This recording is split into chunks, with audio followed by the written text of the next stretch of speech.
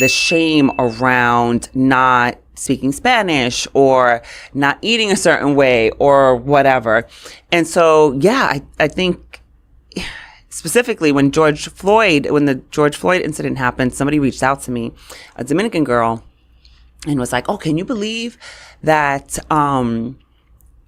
that the Black community wants our support now? Meanwhile, I forgot whatever it is that she said. And I'm thinking to myself, she must not realize that my son is half Black, but okay. And I said, to be honest, I've always felt more accepted by Black people than I have by some Spanish people. And that's just the truth. That's just been my personal experience.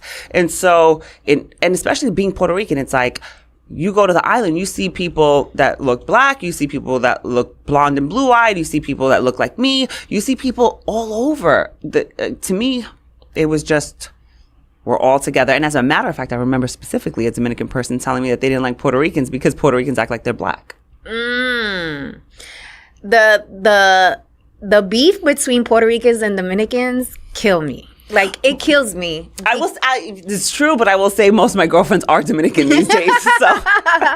So I love them. I love them. Yeah. Well, I think a lot of that comes from preconditioning, right? Oh, absolutely. What our parents had to go through and what they were taught from their grandparents. And if you think about just the history of colonization and how Dominicans were treated because they tend to be more dark-skinned and how our parents were preconditioned to believe that white is right. And so that's how it, I think, started and stemmed from. Yeah. And it was passed down from generation to generation, right? And now I love where we are because so much history is being presented in ways like it never has been before. And even like with George Floyd, a lot of Latinos had to educate themselves about their own history, right? And how we are more alike than we are different. Oh, 100%. I say that all of the time.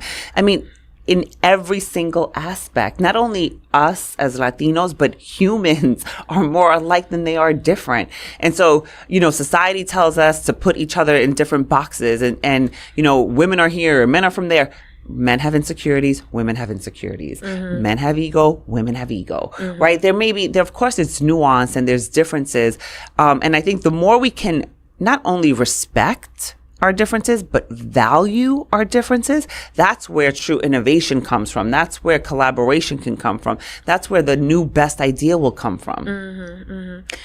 It's interesting that you said that you felt like more welcome from the Black community versus the Latino community. And I wonder how much of that had to do with maybe your own insecurity of not speaking Spanish and maybe not feeling as closely connected to the cultura. So maybe you leaned more towards the Black community. Well, I will say this. I wouldn't say that I don't feel connected to Hispanic culture. To me, cultura. Cultura. Yeah. We learned in Spanish. Okay. I wouldn't say that at all because I know that I'm very connected, right? As far as food, as far as music, as far as even just the second I get to Puerto Rico, I feel like, oh my God, I'm like home. And your swag, darling. I mean, you have that Latina I'm swag. Latina all the way, Hello. right? All the way. Please, at corporate, they'd be like, oh, wow. The girls will be like, you really know how to work those curves. I'm like, whatever. Whatever. I don't know what the hell that means, but yeah, I was born this way, boo.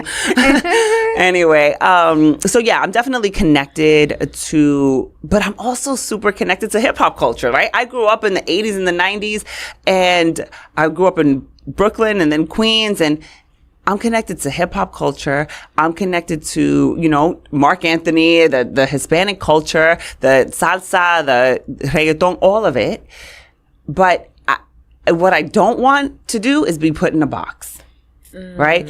And so I have tons of girlfriends that are Latinas, but am I connected to both? I feel like I'm connected to both. I feel like I'm connected to both cultures, right? And so I think the more we can just appreciate people for where they are and meet them where they are, then it's just easier. Then we stop putting labels on people. We stop saying, oh, they belong in this box because they were raised this way. Then we let them just be. I think that comes very natural, especially if you grew up in New York and you grew up in the 80s and 90s. We usually were like in the same neighborhoods, right? We went to the same schools. At least for me, we hung out at the same for me as well. Like we hung out at the same schools. So there's like kind of like this affinity there because we grew up together. So it's very easy for you to attach yourself to both cultures, and also because New York is the birthplace of hip hop, argue with your mama. And so it's very easy, I think, for New Yorkers in particular. Yeah. And Puerto Ricans even more so, given our history here in the city. So I could see how that could be the case. And I too have a very rounded network. Like I have a lot of Latinas in my network, but I also have a lot of amazing Black women in my community that show up, show out, support me. Latinas as well, but I do feel that it's interesting how Latinas interact with each other versus how Black women interact with each other. It's very, very interesting. And it's not that, you know, Latinas are not supporting one another or Black women are not supporting one another. It's just, it's like an observation that I've found that, like, with Latinas, we are very, our competitiveness comes, again, from the preconditioning. And I think it really boils down to pleasing men.